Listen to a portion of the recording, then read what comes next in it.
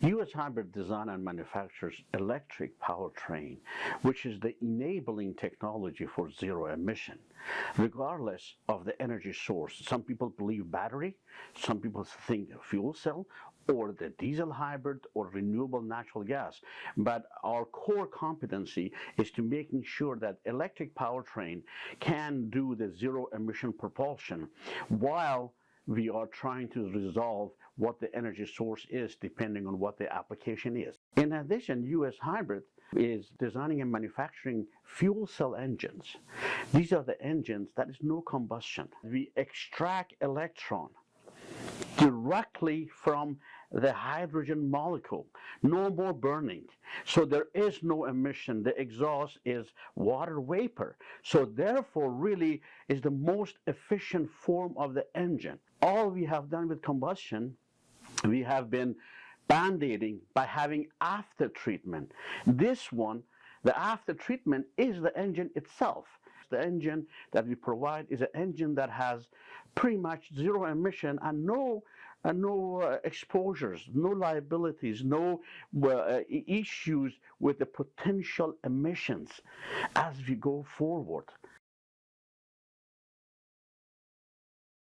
We design and manufacture electric powertrain, and this could be as large as 650 horsepower. What does that mean? 650 horsepower is comparable to a 16-liter diesel engine. It's the largest that's available.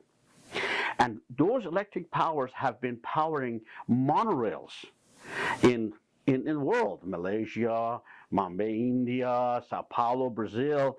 The same powertrain is also powering transit buses. The same powertrain is also powering the truck. These are called Class 8 truck, which is the largest truck that you have seen in the field, 80,000 pound. And also we supply the powertrain for a lot of equipment that are off-road, including our Navy minesweeper, unmanned tank. So really electric powertrain has proven to be a better replacement of an engine doing everything that engine was doing. And the OEMs globally agree that the future powertrain is electric. That's why every single OEM, this is automotive company, original equipment manufacturers, are investing in electric powertrain. However, the energy source, this is still debate, battery versus fuel cell versus hybrids and so on. But each of them have its own benefit. But the bottom line is that we have come a long way, that electric vehicle is no longer your grandma's golf carts. There is no application, whether it's mining, construction, forestry, or the demanding port logistics, or even a street sweeping in New York, which is climate-wise very, very severe.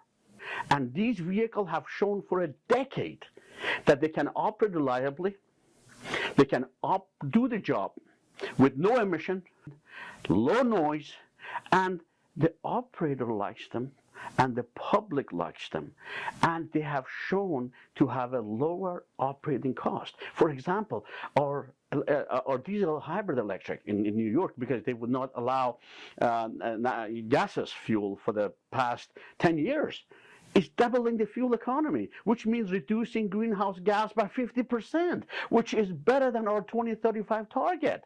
So this is, electric vehicles can come in different configurations, and each of them is better than if we do nothing.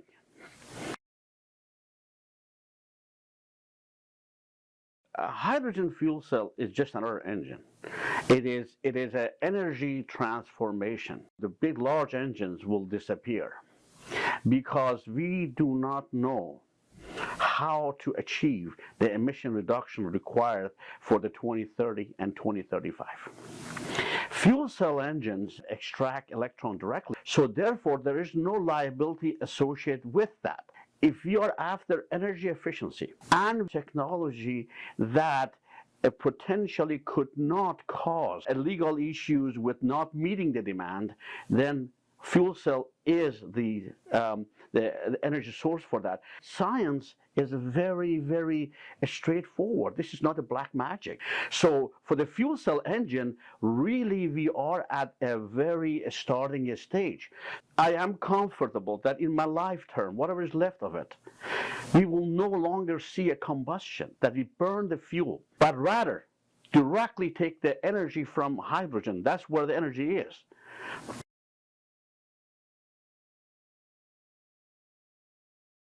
Transportation over the last decade really has gone through substantial, I would call it, turbulence, because everybody's trying to look for a solution.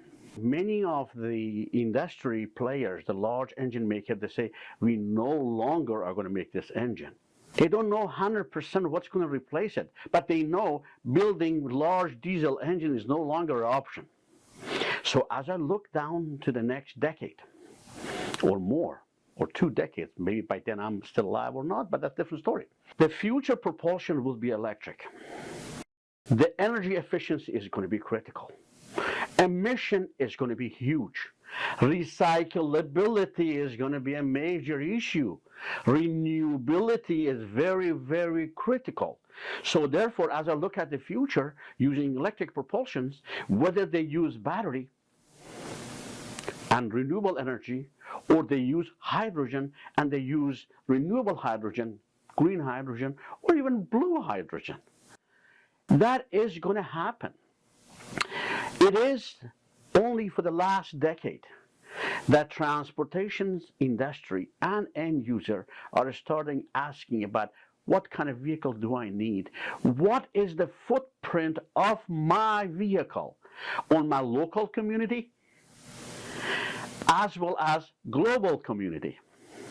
I have seen that all of the players have taken this stewardship attitude to contribute something, and that is a good feeling for what the next decade or two of technology transportation would be. I'm not necessarily an expert to say we're going to go toward mass transit, flying cars, and so on. So, regardless, I can tell you one thing: it would be powered by electric motor.